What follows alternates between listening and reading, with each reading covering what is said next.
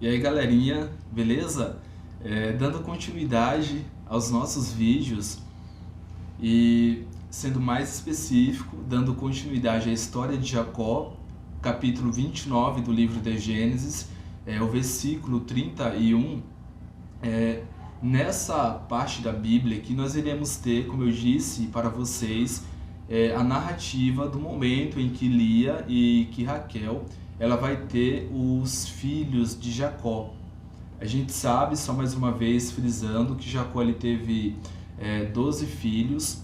Desses 12 filhos, 6 foram filhos de Lia, 2 foram filhos de Zilpa, 2 foram filhos de Raquel, que foi José e Benjamim, e os outros 2 foram filhos de Bila.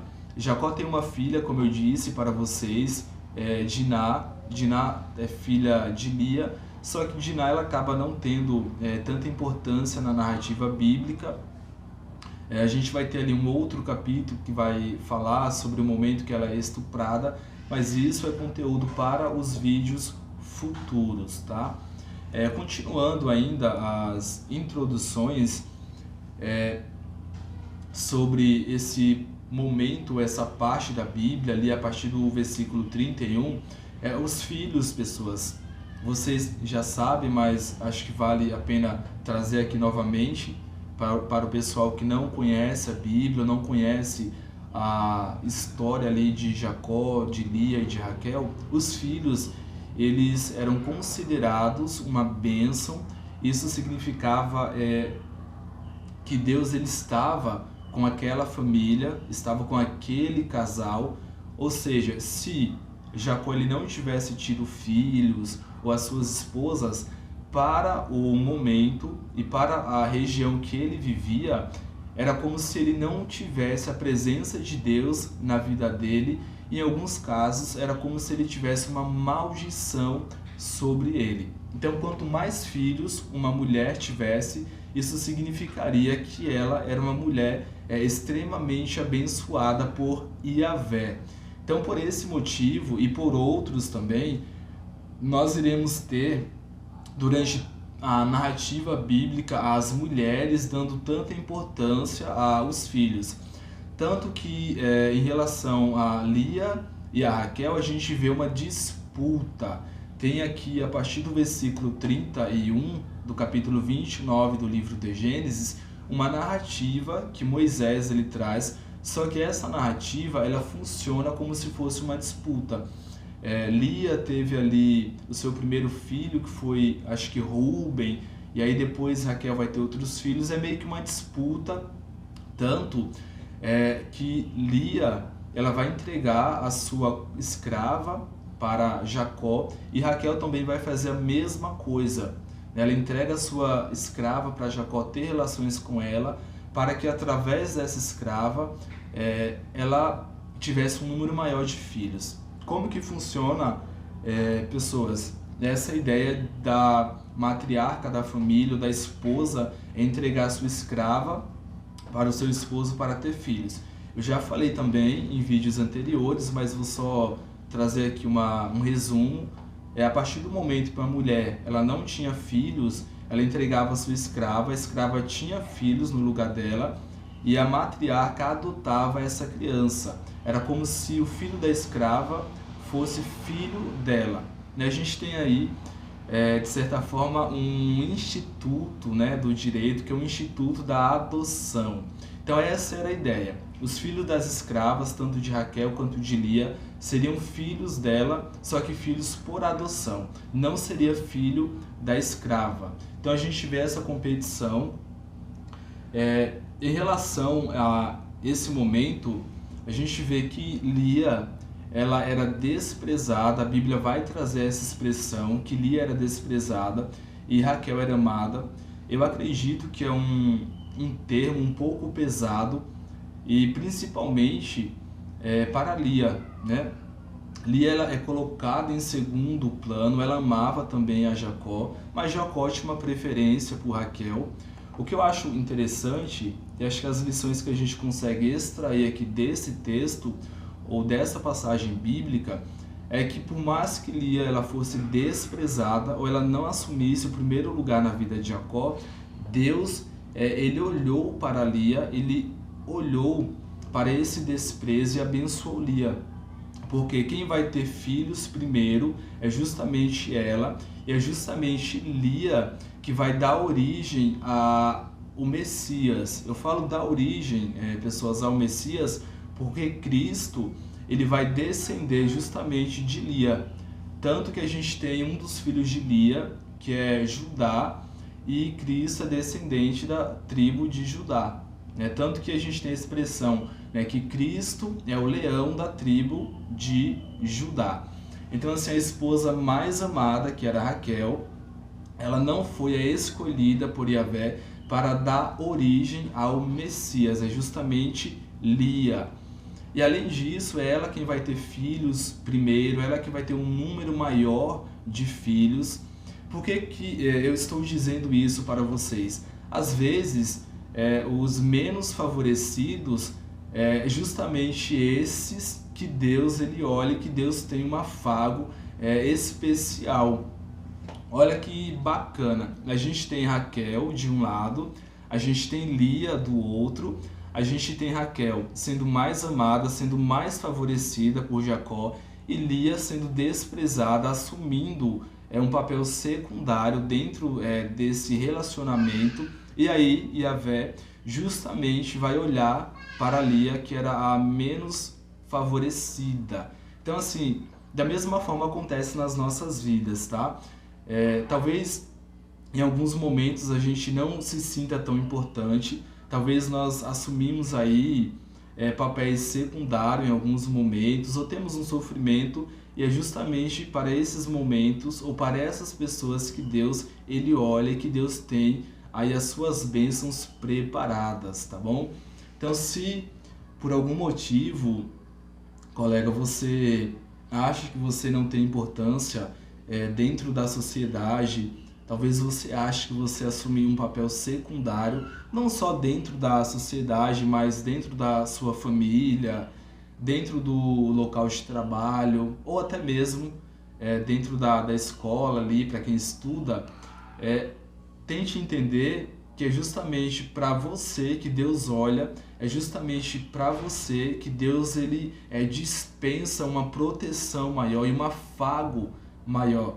E aí, para quem é pai, para quem já tem filhos, né? É sempre aquele filho mais frágil que a gente se preocupa mais e que a gente tem aí um cuidado maior. Da mesma forma, o nosso pai, Yahvé, é justamente para nós que somos mais frágeis, não só nesse sentido social, profissional, mas emocionalmente, quando nós somos mais frágeis, emocionalmente mais sensíveis, é justamente para nós que Deus ele vai dispensar esse cuidado e essa proteção maior. Então, em meio ao seu sofrimento, em meio às suas angústias, em meio às lágrimas que você derrama em alguns momentos, saiba que Deus ele está do seu lado, cuidando de você. Deus ele está protegendo você. E assim como Deus abençoou a Lia, o que Lia queria era ter filhos. Essa era a forma que Yahvé podia mostrar que ela tinha importância para a sociedade da época. Vai chegar um momento também que Deus ele vai te abençoar e vai realizar os desejos do seu coração.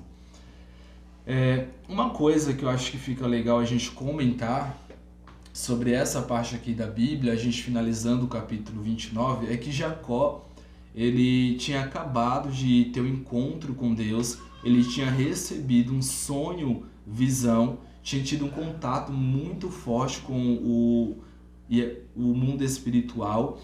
Ele deveria ter uma maturidade diferente. Eu falo por quê? Justamente por ele ter se conectado com o Yahvé e ele ter tido esse momento aí de reavivamento espiritual, ele deveria tratar suas esposas de forma igual e, além disso, deveria dispensar o mesmo amor para as duas e não desprezar a Lia. Por que eu estou falando isso, pessoas? Só para você entender. Quando você está em contato com Deus, quando você está em comunhão com o Yahvé, você não consegue ter dentro de você sentimentos maus ou sentimentos negativos. Ou seja, esse desprezo que Jacó ele tinha em relação ali, ele não deveria existir, porque os frutos do Espírito é justamente a bondade, mansidão, domínio próprio, o amor, né? Então, assim, ele deveria emanar justamente esse tipo de sentimento, tá bom? Acho que eu já falei, né? Raquel, a princípio, ela era estéril, ela não podia ter filhos, tanto que Lia vai ter filhos primeiro, né, no singular. E a gente percebe, em relação a essa parte da Bíblia aqui, que as matriarcas elas eram estéreis. A gente vai ter a Sara. Sara era estéril e posteriormente Deus ele chama Abraão e fala que Abraão seria pai de uma grande nação, e aí sim, através de um milagre, Sara vai conceber e vai dar um filho a Abraão, que é justamente Isaac. A gente percebe também pessoas que Rebeca, esposa de Isaac, a princípio também era estéril, e a gente vê Rebeca também sendo estéril. Olha que legal, nós temos 3 patriarcas, a gente tem Abraão, Isaac e Jacó, nós temos as suas esposas, ou as matriarcas aí da nação de Israel, e elas eram estéreis. O que isso nos diz?